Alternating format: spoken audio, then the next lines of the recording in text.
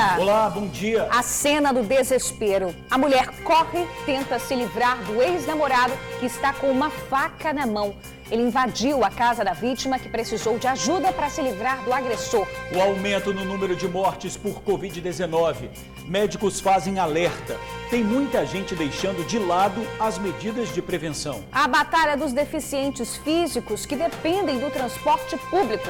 Quem usa os coletivos pede mudanças no sistema de embarque e desembarque. Para você que está precisando de uma luz para negociar contas de energia elétrica, tem feirão de desconto. Se liga no TN1 para saber todas as informações. Você valoriza o seu bairro? Tem orgulho das histórias da sua região?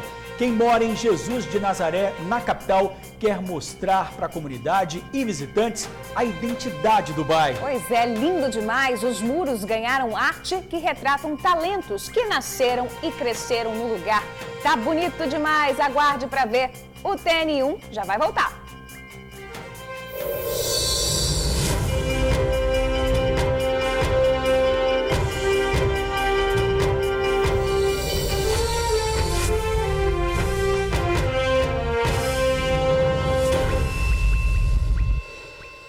Agora, 11h44, o TN1 está de volta. Georgia, as imagens que nós vamos mostrar agora para vocês aí de casa são desesperadoras, de uma mulher que tenta fugir do ex-namorado armado com uma faca. Isso aconteceu em Nova Rosa da Penha, Cariacica. Pois é, a vítima encontra um portão aberto e entra numa casa na tentativa de se esconder. O agressor vai atrás, só não conclui o crime porque acaba contido por populares.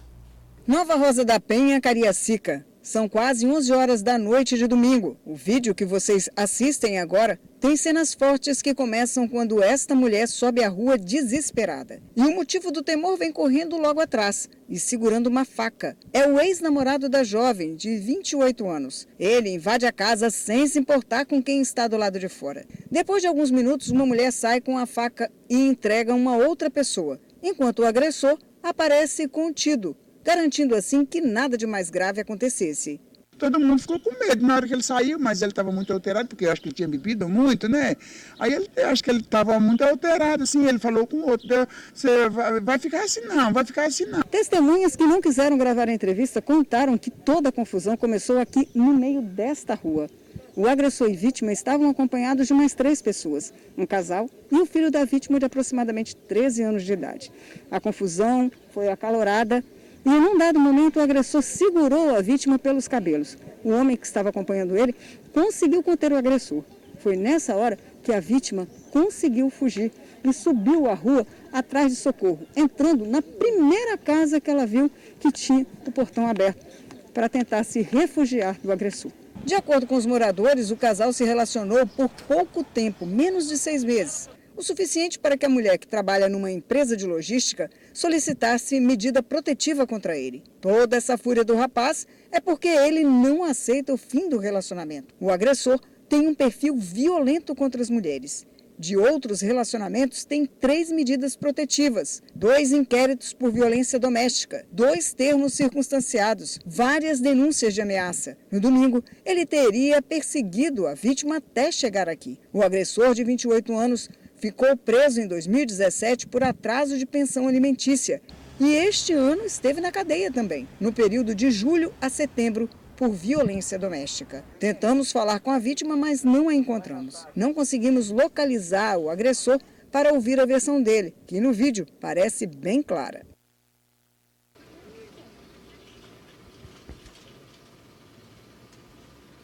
George, Bruna, amigos do TN, bom dia. Bem, como vocês acabaram de ver, isso aconteceu na noite do dia 15, no último dia 15.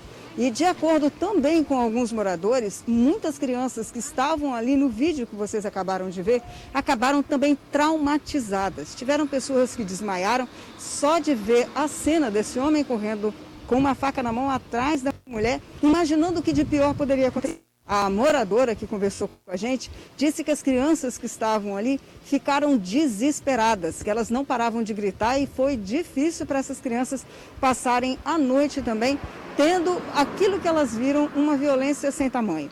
E como dissemos antes, essa vítima já tinha várias medidas protetivas contra ele. E, inclusive, na segunda-feira, foi até a Delegacia Regional de Cariacica, onde mais uma vez denunciou o agressor por descumprimento dessa medida protetiva.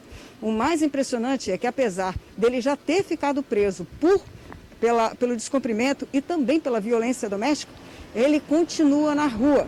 E olha, de 4 relacionamentos que ele já teve, 3 mulheres já o denunciaram, já pediram medida protetiva contra ele. Inclusive, essa vítima aí, que foi do último domingo, de 31 anos de idade, ela chegou, de acordo com os vizinhos, a ser ameaçada e também foi agredida há cerca de 15 dias, com um soco muito violento no rosto. E esse rapaz, como eu acabei de dizer, ainda não foi preso. Ele continua solto e ameaçando. Os vizinhos comentaram que o relacionamento tem pouquíssimo tempo e que já deu para a mulher perceber que ele era extremamente violento e assim terminar o que ele não quis. E mais, ele vem perseguindo essa jovem. Agora é com a justiça, para saber o que fazer para evitar que cenas como que nós vimos agora há pouco continuem acontecendo. E a violência contra a mulher, Jorge e Bruna, não terminou não, viu?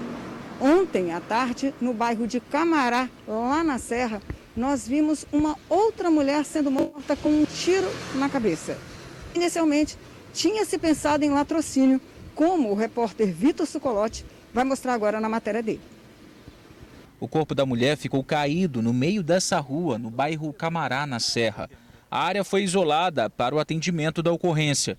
Curiosos e também familiares acompanharam o trabalho. Nós conseguimos conversar com alguns moradores aqui da região que não quiseram gravar entrevista.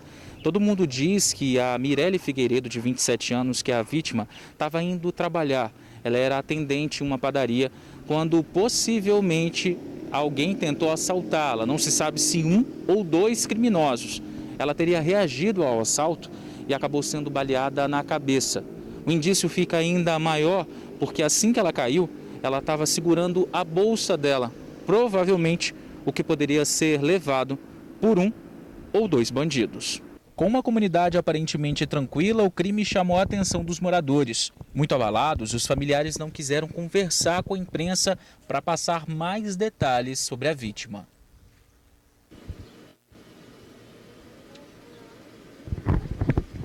Pois é, esse caso inicialmente foi pensado como latrocínio quando é assalto seguido de morte. Mas, de acordo com o que informou a própria polícia, não há indícios que mostrem que isso aconteceu. E o caso está sendo tratado como homicídio. O marido da vítima chegou a ser levado ontem para a DAPP para prestar esclarecimentos, mas não ficou detido. E as investigações continuam, então, para definir qual teria sido o motivo deste crime, onde nada foi levado e a mulher foi morta com um tiro na nuca, dado pelas costas. Bem, e os casos de violência não param. Lá na Serra, em Jacaraípe, na região do bairro das Laranjeiras, um morador de rua foi brutalmente espancado. Inicialmente, as informações que haviam chegado até a polícia é de que ele tinha sido esfaqueado, mas a lesão era leve. O homem ainda estava vivo, conversava e contava mais ou menos o que tinha acontecido. Ele foi levado para a UPA de Castelândia. Só que quando ele chegou lá, não resistiu aos ferimentos e morreu. Aí que foram ver que, na verdade, o homem não tinha sido morto com uma facada, mas ele foi brutalmente espancado. Estava com diversos hematomas. E a informação que nós tivemos é que tudo aconteceu próximo do Beco 18, lá no bairro das Laranjeiras, onde cerca de 10 homens espancaram esse morador de rua até a morte. Esses homens, de acordo com denúncias que chegaram à polícia, teriam envolvimento com o tráfico de drogas. O motivo que eles espancaram esse morador de rua ainda não se sabe. A polícia ainda não tem noção do que aconteceu. Então, o homem que teria até então uma lesão leve acabou morrendo tão logo entrou no UPA de Castelândia. E agora, lá de Aracruz, vem uma cena, gente, Jorge, Bruno e amigos do TN, bem curiosa. 2 homens vão furtar um caminhão que está estacionado numa praça lá em Vale do Riacho. Observem isso, só que eles vão sorrateiramente, chegam perto do caminhão. Quando um deles chega a tocar na porta, na maçaneta, para tentar abrir a porta do caminhão, o que acontece? Acabam, o maior susto, né? Acabam descobrindo que o dono do caminhão está dormindo dentro da cabine. E foi só ele abrir a porta para os dois darem no pé. Saíram correndo. O dono do caminhão, como vocês podem ver, também não quis ficar por ali, não. Saiu da área onde esses dois homens tentaram furtar o caminhão. É muita cara de pau, não é não, Jorge, Bruna? É com vocês aí no estúdio. Que susto, você imagina, hein, Bruna? Pois é. Ainda bem que era o dono do caminhão que estava ali dentro, né? Você imagina. Tomar um susto desse, né? Pois é. Olha, pessoal, agora a gente acompanha um momento de desespero de duas funcionárias durante um assalto na Serra. Elas foram levadas para o fundo da loja e, acreditem, o ladrão tirou foto das vítimas e ameaçou voltar ao local caso elas denunciassem a polícia. São quase 13h20 da tarde. A loja está vazia e a funcionária no caixa mexendo no celular. De repente, o criminoso entra. O áudio da câmera grava o momento em que ele anuncia o assalto. Boa tarde. O criminoso vai direto no caixa, pega os celulares das vítimas e o dinheiro, cerca de R$500. Em seguida, os três somem da imagem. Estão nos fundos da loja. No último diálogo, dá para ouvir o criminoso dizer que vai trancar as duas ali e deixar a chave em uma farmácia. Assim que vocês conseguirem sair daqui, a chave e o seu celular vai ficar na sua frente. Depois ele sai, tranca a porta e foge. A loja de produtos naturais fica em Jacaraípe, na Serra. A funcionária que aparece primeiro no caixa é esta jovem de 28 anos. Ela trabalha na loja há 6 meses e nunca tinha passado por uma situação como essa. Ele simplesmente chegou já direto e falou é um assalto. E a gente ficou muito assustada de início assim, porque isso nunca tinha acontecido. E até então ele falou assim, eu quero o celular, o dinheiro, abre a gaveta aí e vai para dentro vocês. O que as câmeras não mostram é que depois que o criminoso fez a limpa no caixa e pegou os celulares das meninas, ele veio até os fundos da loja e encurralou as funcionárias exatamente aqui nesse local. Pediu que elas desbloqueassem os celulares, chegou a tirar foto das duas e disse que tinha marcado o rosto delas, que se elas fossem atrás dele, ele voltaria. Falou assim, e eu vou tirar foto de vocês. E se vocês fizerem alguma coisa, for atrás de mim, eu vou voltar aqui. E a gente ficou muito assustada. Aí a gente começou, ele fechou a porta, a gente começou a chamar alguém que estava passando na rua, mas até então ele já estava longe e não teve como a gente fazer mais nada. O proprietário da loja é este homem de 36 anos. Ele tem o estabelecimento há 4 anos, nunca havia sido assaltado. O dono sempre está monitorando a câmera da loja pelo celular e por minutos não viu o assalto. Fiz uma ligação para a loja e percebi que ela não tinha atendido, né? Então eu puxei a câmera, ela estava com o cliente e esperei um pouco e desliguei a câmera, que eu precisava falar com ela. Só que 2 minutos depois, uma cliente me ligou que o animal tinha acabado de sair da nossa loja e tinha prendido as meninas, enfim, tinha feito o que fez aí. Depois de ver as imagens, o sentimento foi de impunidade. É uma sensação de impunidade, de insegurança, de muita coisa ruim, né? Porque a gente trabalha honestamente, a gente paga imposto, a gente faz tudo o que tem que ser feito do jeito que tem que ser feito. E aí, para poder passar por uma situação dessa, a gente nem fala de bens materiais, não é dinheiro, não é isso. É a gente trabalhar certo, trabalhar com honestidade e vir alguém colocar a segurança nossa em risco, né? Tão fácil assim, depois também não acontece nada, né, Bruna? É triste preso demais. E liberado. Olha, o crime será investigado pela Polícia Civil. Denúncias sobre o criminoso podem ser feitas pelo 181. Gente, se você está precisando de uma luz para negociar as dívidas de conta de energia, o momento é agora. Tem feirão de negociação. Quem traz as informações é o repórter Luciano Rossetti. Bom dia, Luciano. Exatamente, Bruna, Jorge, amigo do TN que nos acompanha. Bom dia para todo mundo. Quem está devendo a conta de energia tem literalmente agora uma luz no fim do túnel, né? É o feirão da EDP para negociação de dívidas, que acontece até o dia 25. Quem está aqui do meu lado é o meu xará, Luciano Falsi, que é gestor da EDP, né, Luciano? Explica para a gente como é que esse feirão está funcionando. Boa tarde. Boa tarde, Luciano. Boa tarde, Bruna, Jorge, todos os telespectadores do Jornal da TV Tribuna. Esse feirão, como você disse, ele está acontecendo de 16 a 25 de novembro e o objetivo dele é, com esse momento de pandemia, né, solidarizando com os clientes que estão passando ainda por momentos difíceis, então condições especiais para que negocie sua dívida, negocie as contas que estão atrasadas. Isso é legal que você falou. Então, até quanto da dívida a pessoa pode negociar? Não tem limite, não existe limite para o valor da dívida, pode ser qualquer valor. Então, nessas condições, a gente está com valor de entrada de até 15% ou mais, depende da idade da dívida, das condições de pagamento. Essas condições podem sim até 24 vezes e isso são para as classes rural, residencial, comercial e industrial. Já para quem tem a tarifa baixa renda, né, a tarifa social, ela tem melhores condições ainda, entrada de até 10% na entrada, no valor de entrada. E a gente também tem aqui um serviço de drive-thru, pedi para o Bruno mostrar, já mostrou, né? Vou mostrar de novo aí mais uma vez, um serviço de drive-thru. E como é que está funcionando, Luciano, esse serviço aí? O serviço de drive-thru vai funcionar apenas essa semana, até sexta-feira, e apenas aqui na agência de Vitória. É a única agência que tem esse sistema de drive-thru. E o legal é que a negociação, né, da dívida pode ser feita pela internet também, que é o que vocês estão indicando para as pessoas, não é? Exato.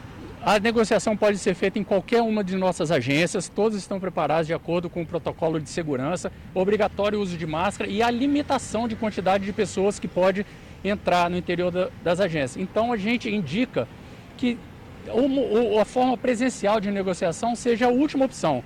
Nós temos o aplicativo, o app EDP Online, que está disponível tanto para iOS quanto para Android. Nós temos também nossa internet, né, nossa agência virtual na internet, www.edp.com.br, o call center. E se você não tem uma familiaridade tão grande assim, mexer no computador, dentro desse canal, dentro do site edp.com.br, procurar lá um link do coronavírus, serviço sem sair de casa, que você clicando vai escolher a negociação e você vai ser atendido por um dos nossos atendentes que estão em alguma das agências, em qualquer agência do estado, porém, sem sair de casa, sem correr o risco, nesse momento de pandemia, que evitar a circulação. Perfeito, Luciano. Muito obrigado, viu? A gente acabou de falar com o meu xará aqui, Luciano Falsi, que é gestor da EDP, viu? Bruna George, quem está devendo a conta de luz, lembre-se, tem uma luz no fim do túnel, não precisa ficar devendo mais, tá bom? Volto com vocês. Tá certo, Luciano. Obrigada aí pelas informações. É bom para quem está com essa pendência aí, já vira o ano de maneira tranquila. A gente viu aí a orientação que é para participar do feirão, né, à distância, evitar ir presencialmente por conta do coronavírus, e a gente aproveita para atualizar os casos de coronavírus aqui no estado. Bom, gente, em 24 horas foram 1.309 novos casos e 21 mortes. Este é um dos índices mais altos de óbitos registrados em um dia no último mês. Já a quantidade de pessoas curadas de ontem para hoje foi de pouco mais de 1.000. O Espírito Santo tem hoje 171.237 casos confirmados da doença. Já são quase 159 mil pessoas consideradas curadas. Nosso estado soma 4.030 óbitos. A gente tem uma reportagem sobre os casos de coronavírus que aumentaram e é preciso realmente ficar muito atento. São 4 meses e 20 dias. Não era a intenção da Cris, mas ela acabou contando o tempo que passou. Um tempo marcado por angústia, um aperto no coração. Os pais morreram vítimas do coronavírus. O silêncio, acho que é isso que era o pior. O vazio. Você não escutar a voz, você não estar ali mais, não sentir a presença da pessoa. Então isso daí machucava muito. No mês de junho nós mostramos a história da família aqui no TN. O Wilber Vieira Barbosa, de 62 anos, faleceu no dia 27 de junho às 8 da manhã. 39 horas depois, a esposa Ana Lúcia de Jesus Barbosa, de 57 anos, também morreu por causa da Covid. Ambos eram pastores evangélicos. Por mais que a gente mostre casos e histórias trágicas aqui, se você que está assistindo não tiver a consciência de cuidar de si mesmo e do próximo, não vai adiantar nada. Eu falo isso com base nos números. Quer ver?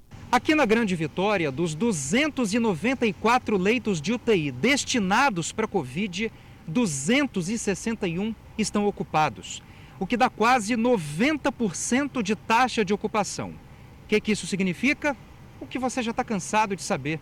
Muita gente internada e poucas vagas restando. Além disso, o número de óbitos também aumentou. Os primeiros 15 dias de novembro registraram 154 mortes. Isso representa um aumento de 3,35% em relação ao mesmo período de outubro. Como podemos, então, nesses 8 meses de pandemia, definir o período em que estamos vivendo? Para esse médico intensivista, estamos em uma segunda curva. Toda vez que eu fizer mais contato, eu tenho chance de maior número da doença. E isso provavelmente está acontecendo agora, numa possível segunda curva aí da doença, por conta do maior contato. E aí é de responsabilidade nossa. É errado até a gente jogar para um outro indivíduo, ou para o governante, ou para a polícia, ou porque os dados não são. Não, peraí. O único dado que a gente tem certeza é que a doença passa por contato. E eu não estou fazendo disso motivo para me distanciar, motivo para usar máscara, motivo para eu limpar as minhas mãos, aí realmente não tenho o que fazer. Isso nos deixa uma missão. Precisamos nos cuidar. Não é hora de relaxar, muito menos de brincar com a doença. A culpa não é do parque que está aberto, a culpa não é do shopping que abriu, nem da escola. É como a gente está frequentando esses locais. E isso precisa ficar muito claro para a população, porque ainda que a gente viva uma catástrofe agora de novo, de fechamento das coisas, daqui a 2, 3 meses vai se abrir de novo, igual foi a primeira curva. Eu vejo todas as pessoas assim, totalmente dispersas, pensando que, não vou pegar. E olha quantos números. Os números agora estão aumentando cada dia mais. E está acontecendo tudo de novo. Tudo de novo. E não está baixando. Pois é, né? A fala de quem passou e sentiu na pele a perda por alguém pela Covid-19, né? E a gente dá agora uma boa notícia. Nós vamos falar do caso da bancária grávida que precisou ser submetida a uma cesárea de urgência após contrair o coronavírus. Agora, exames feitos no bebê apontam que ele não foi infectado pela Covid-19. 2 testes realizados no pequeno João Guilherme, que tem apenas 2 semanas de vida, deram negativo. Ele continua na UTIM, mas apresenta melhoras no quadro de saúde. Inclusive, já pôde receber a visita do pai. A mãe do bebê, a bancária Thaís André Esteves, de 33 anos, está internada no mesmo hospital, na unidade de terapia intensiva. Ela precisou ir para o local quando descobriu que estava com o coronavírus. Segundo a família, ela continua sedada e sendo tratada com antibióticos contra o vírus. A equipe médica está reduzindo a sedação bem devagar para retirar a intubação e o respirador. E a gente segue aqui torcendo pela vida dos dois. Isso aí, boa notícia no meio do caos, Verdade. né? Pessoal, o seu Luiz até tenta, mas não consegue chegar ao terminal de Itacibar e pegar outro coletivo para seguir viagem sem perder muito tempo. Difícil a vida do seu Luiz, viu, gente? Ele tem mobilidade reduzida e precisa andar bastante do terminal antigo para o novo até seguir viagem. Ele pede mudança em alguns embarques e desembarques no local. Seu Luiz mora em Cariacica Sede. Quando quer ir à Vitória, desce no terminal de Itacibar. Ele disse que antes era só atravessar o mesmo espaço e já entrava no ônibus rumo à capital. Agora são vários passos até chegar à nova plataforma, que fica ao lado. Mas para quem depende da muleta, o acesso é bem mais lento. Seu Luiz demora em média 10 minutos para vir de uma plataforma para outra. E quando chega aqui, ele conta que demora aproximadamente meia hora ou até mais esperando o próximo ônibus. E seu Luiz sempre olha o aplicativo da GV Bus para acompanhar os horários dos ônibus. Eu venho do bairro, solto do lado de lá do outro lado do terminal novo, venho para o terminal velho. E quando eu venho de Vitória é a mesma coisa, solto do terminal velho para ir para o terminal novo. E eu perco o ônibus para ir para o bairro de onde eu moro. Aí fica essa dificuldade. Eu não posso correr, não posso nada, com ando de moleta, aí fica essa dificuldade para mim. Eu queria que essa tudo desse um jeito, fazer os carros que vêm de Vitória parar do outro lado lá, ficaria melhor para nós. Não só para mim, como para o idoso também e o cadeirante. A nova plataforma do terminal foi inaugurada em setembro de 2017 e conta com 18 baias. Mas quem pode dar aquela corrida, fica mais fácil não perder o ônibus, que normalmente fica do outro lado. A Raquel mesmo acelera os passos e também reclama dessa distância. Tem que correr de um terminal para o outro para não perder o ônibus? Aham, com certeza. Todos os dias você passa por isso? Todos os dias, trabalha longe, né? Com certeza tem que melhorar, né? Até porque os ônibus estão vindo super lotados, tem gente em pé, tem gente sentado. E a demora do ônibus também, algumas vezes ele demora mais que outras. Tem que melhorar, com certeza. E para agilizar a viagem, seu Luiz pede que a administração do terminal de Itacibá mude alguns embarques e desembarques para os passageiros. Se tu me ajuda a gente, pelo amor de Deus, para poder melhorar esse negócio, que aí fica ruim pra caramba. O carro sai até adiantado às vezes e a gente fica vendo o navio e ninguém resolve nada. Vai falar que o fiscal fica rindo da nossa cara, é complicado, só Deus. Tem aí o pedido do seu Luiz e nós temos a resposta da Ceturb. A Ceturb disse que as áreas de embarque e desembarque do terminal de Itacibá têm totens diferenciados por linhas alimentadoras e troncais para não confundir os usuários e evitar acidentes. Todas as plataformas são interligadas, inclusive com passagem de pedestre em nível para garantir a segurança de todos. A companhia orienta que o usuário utilize o aplicativo de ônibus GVBus ou acesse ceturb.es.gov.br para verificar os horários de partida das linhas e se programar entre um embarque e outro. Mas aí é difícil, né, Bruna? Se você chega lá num determinado horário e já tem que pegar o ônibus, né, você tem que se apressar. Quanto mais próximo do local, melhor. Ou seja, pela resposta aí da Ceturb, nada vai ser feito, né? A solução é vigiar aí pelo aplicativo, igual eles têm pedido orientado por conta dessa questão da lotação. Mas olha aí, não é só o seu Luiz. Outras pessoas têm mobilidade reduzida. Imagina um cadeirante, uma mãe com uma criança no colo, um idoso. Fica muito complicado realmente. Deveria realmente mudar essa questão do embarque e desembarque, as linhas mais próximas. Esse terminal antigo, será como é que vai ficar? Vai ser desativado ou não? Pois tem que ajustar a necessidade do usuário, né? Gente, vamos dar uma pausa agora e vocês vão ver depois do intervalo. Em apenas 20 minutos, criminosos furtam 11 bicicletas de um condomínio de Vila Velha. E tem registros de furtos também em Cariacica e em Vitória. Bandidos aproveitaram a madrugada para roubar fios de cobre. E o balanço do primeiro turno das eleições, mais de 670 mil eleitores do estado deixaram de ir às urnas este ano. Tem isso e muito mais no retorno do TN1. Fica com a gente. Agora, 12h13, TN1 está de volta mostrando o flagrante do furto de 11 bicicletas em Vila Velha. 11 bicicletas é muita coisa, né, gente? Durante a madrugada, os bandidos forçaram o portão do condomínio e conseguiram entrar na garagem. Câmeras de segurança mostram que pelo menos 6 criminosos agiram.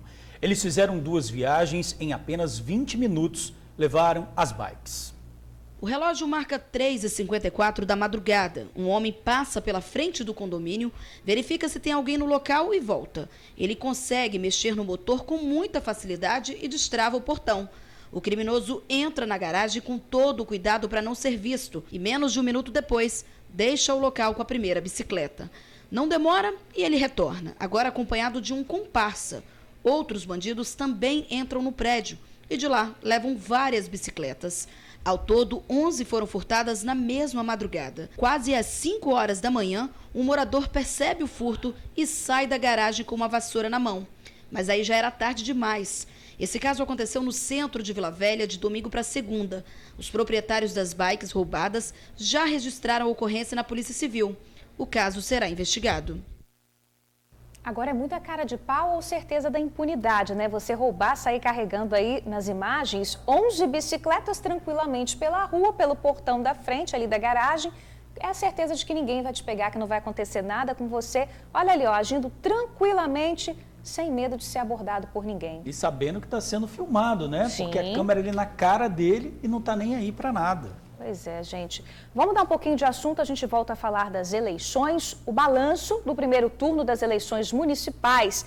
Mais de 670 mil eleitores do estado deixaram de ir às urnas este ano. O número é 24% maior que o registrado nas eleições de 2018. Pois é, Bruna, mas o TRE afirma que esse cenário já era esperado por causa do coronavírus.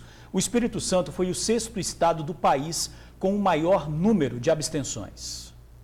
Em época de pandemia, uma das coisas que chamou a atenção foi o aumento no número de eleitores que deixaram de ir às urnas. Ao todo, o número subiu cerca de 25%, mas o resultado já era esperado. Muito embora qualquer pequeno aumento no número de abstenção já seja um aumento que preocupe, nós trabalhamos com um percentual que pelo menos podemos considerar justificado em termos do receio da população. Uma novidade deste ano foi a justificativa através do aplicativo e-Título. A ferramenta apresentou um problema na tarde de eleição que logo depois foi solucionado. Ao todo, o aplicativo somou cerca de 630 mil acessos só no domingo. Já durante esta segunda-feira, teve cerca de 400 mil acessos. O problema não foi, em hipótese alguma, no e-Título. O problema não foi, em hipótese alguma, no programa de justificativa. Infelizmente, foi em razão do número de acesso e em razão da infraestrutura do TSE, que enfrentou algumas dificuldades pontuais. Outro problema que alguns eleitores enfrentaram durante este dia de votação foi a mudança de sessão. Muitos foram surpreendidos. Considerando que as urnas até 2008 foram descartadas, não poderiam ser utilizadas, e considerando que não seria possível mais fazer a licitação a tempo, cada estado teria que fazer um sacrifício para aglutinar as sessões de acordo com um percentual. O presidente do TRE também falou sobre a demora na divulgação dos resultados. Este ano, toda a apuração das urnas foi enviado direto para o Tribunal Superior Eleitoral, em Brasília, o que por si só já deixou o processo mais lento. Mais um problema em um dos computadores do tribunal deixou a marcha da apuração ainda mais demorada. Um dos núcleos de processadores do supercomputador que processa a totalização falhou e foi preciso repará-lo. Durante todo o domingo, a polícia atendeu 13 ocorrências relacionadas às eleições. 17 pessoas foram detidas fazendo boca de urna. Inclusive, 3 desses detidos eram candidatos. Um candidato a prefeito de Cariacica, um candidato a vereador de Vila Velha e um candidato a vice-prefeito de Cachoeiro de Itapemirim foram detidos durante as operações. Nós tivemos uma invasão na casa do candidato a vice-prefeito da Serra, numa tentativa de roubo ou de furto. Não conseguimos fazer vinculação nenhuma com o pleito eleitoral. Nos pareceu mais pessoa em situação de rua que tenta o arrombamento à residência. Eleitores de Vitória, Vila Velha, Serra e Cariacica voltam às urnas no dia 29 de novembro para o segundo turno. Lembra do caso de um assessor de vereador de Vitória flagrado batendo ponto de entrada e saindo da Câmara na mesma hora? Nós mostramos esse vídeo aqui no TN em 2015. A imagem viralizou nas redes sociais. Pois é, gente, o ex-funcionário foi um dos eleitos para vereador em Vitória. Armandinho Fontoura aparece batendo ponto de entrada e saindo da Câmara logo depois.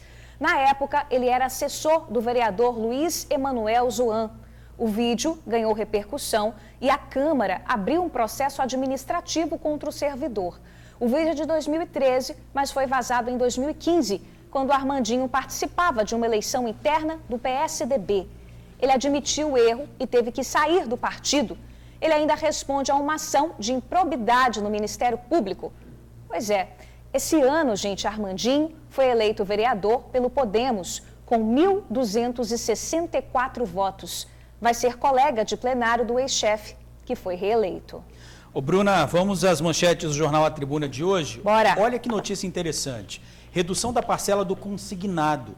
Cerca de 450 mil no estado podem fazer a chamada portabilidade, ou seja, trocar de banco para tentar diminuir as prestações. Aí tem uma explicaçãozinha aqui da portabilidade também de crédito, que é a possibilidade de transferir uma operação de crédito de uma instituição financeira para outra, com o objetivo de obter uma condição mais vantajosa em relação ao contrato original. Ou seja, se você pegou um empréstimo no banco, você pode oferecer esse empréstimo para o outro para reduzir o valor dos juros que você pagou no banco né, original que você pegou o empréstimo. Bom para quem está aí com a corda no pescoço, né, precisando de empréstimo, mas também quer desfazer dessa dívida. Muito boa notícia. A gente falou agora há pouco que essa eleição foi campeã no número de abstenções de votos, ou seja, muitos eleitores deixaram de ir às urnas este ano aqui no Espírito Santo.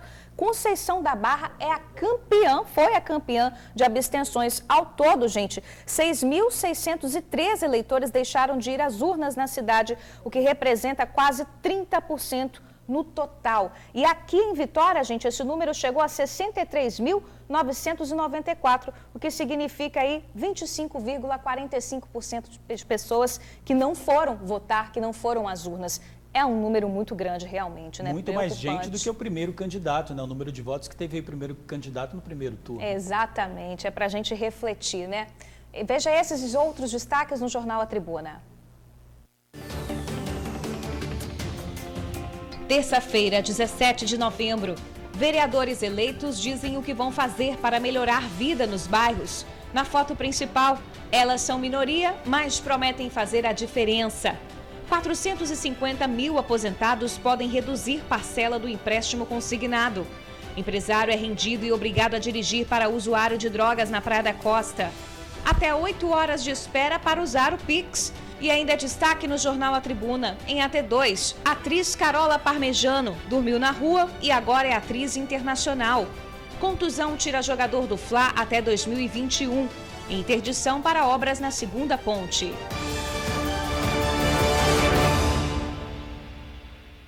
16 de julho deste ano, uma idosa de 77 anos foi violentada e espancada até a morte em Vila Velha. Um crime brutal que chocou familiares e amigos da vítima. Mas quem matou a dona Atagildes?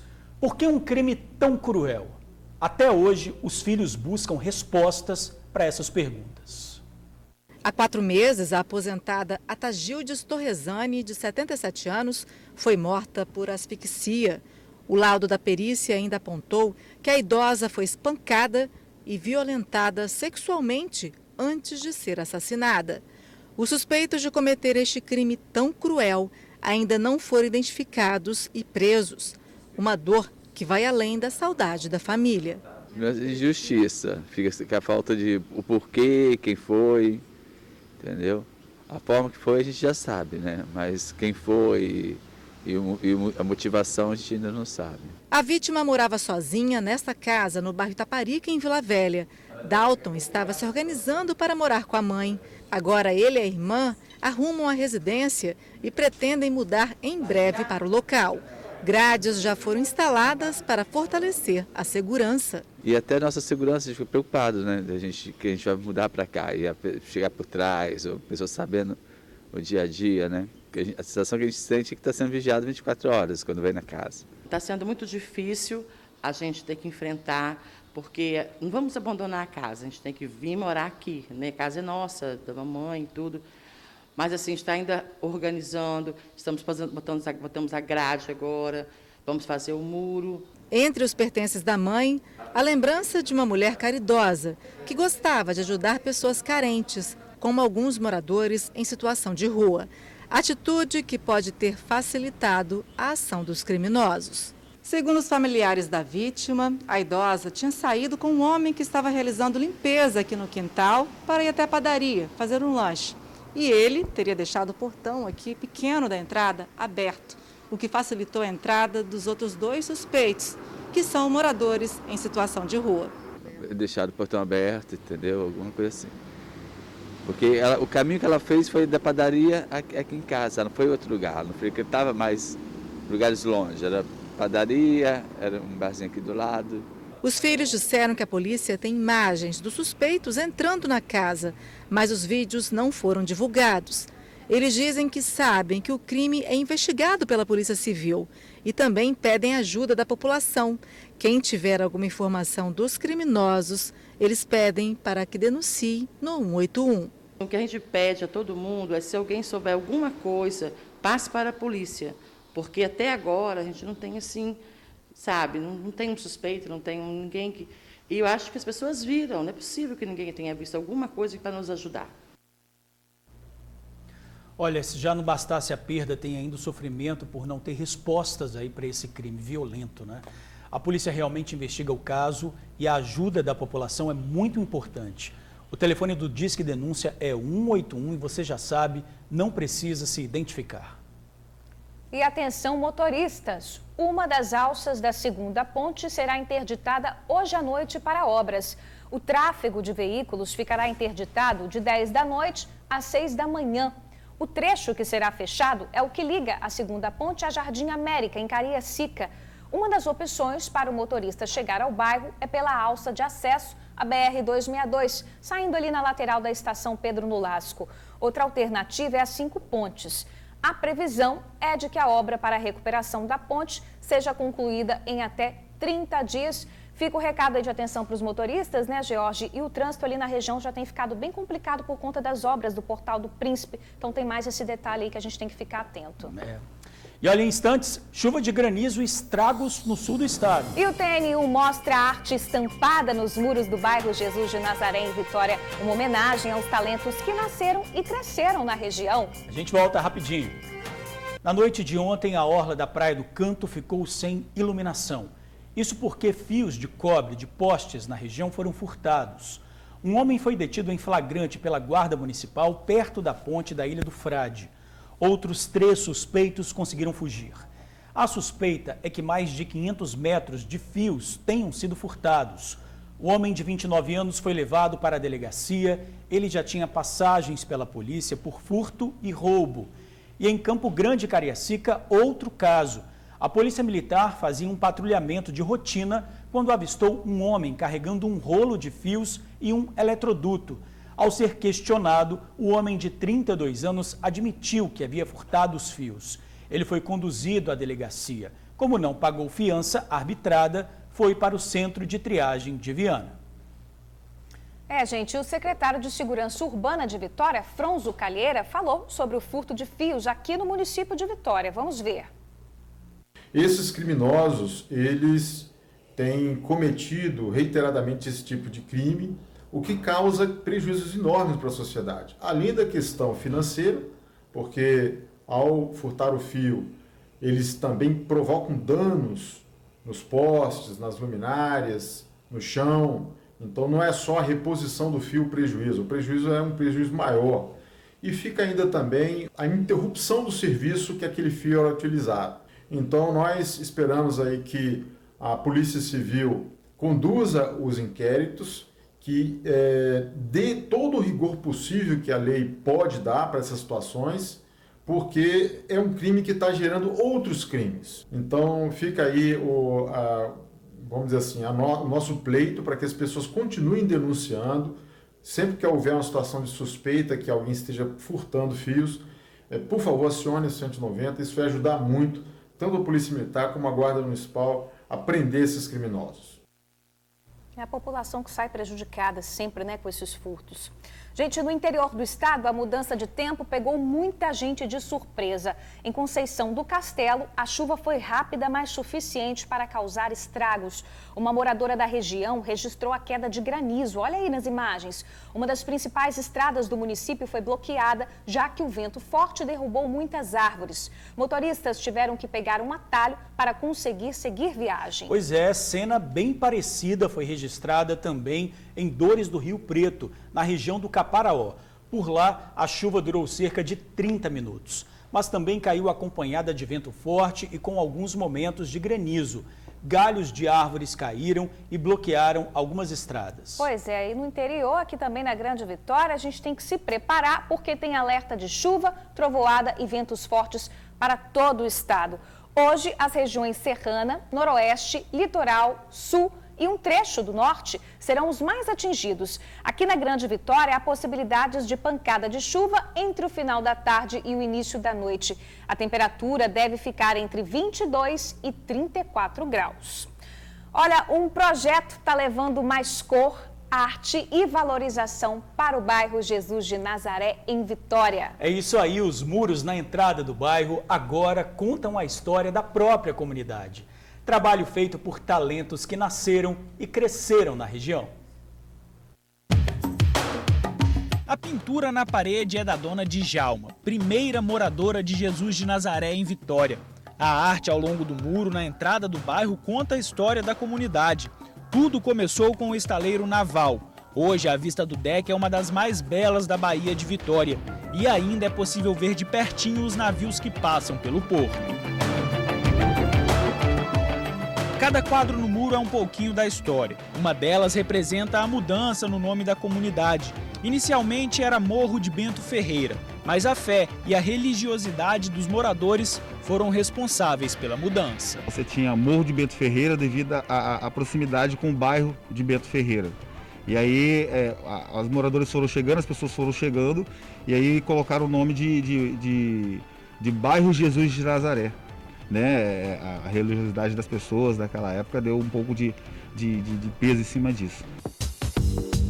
O Fernando é guia de turismo e um dos líderes do projeto que luta para mostrar as diversas coisas boas do bairro.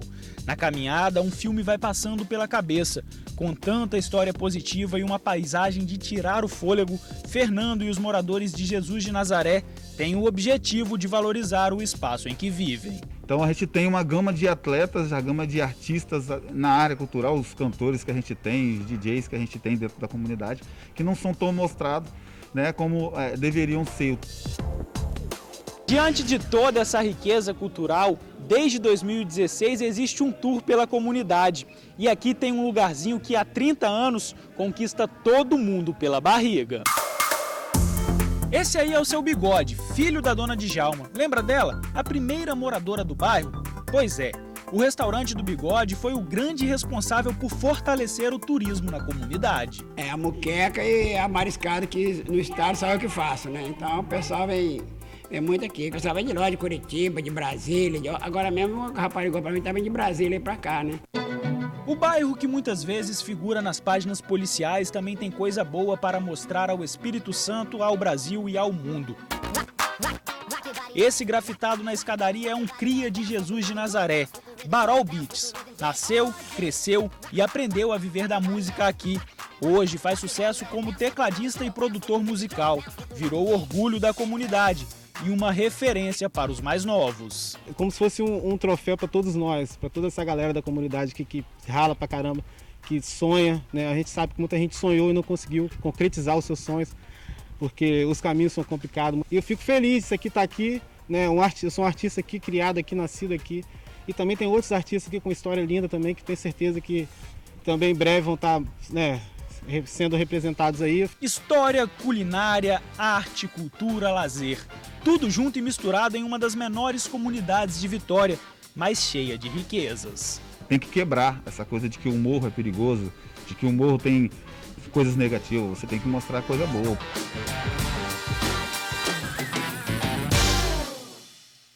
Pois é, a gente viu aí que tem muita coisa boa assim ali na comunidade Jesus de Nazaré e em outras comunidades aqui de Vitória, da Grande Vitória também.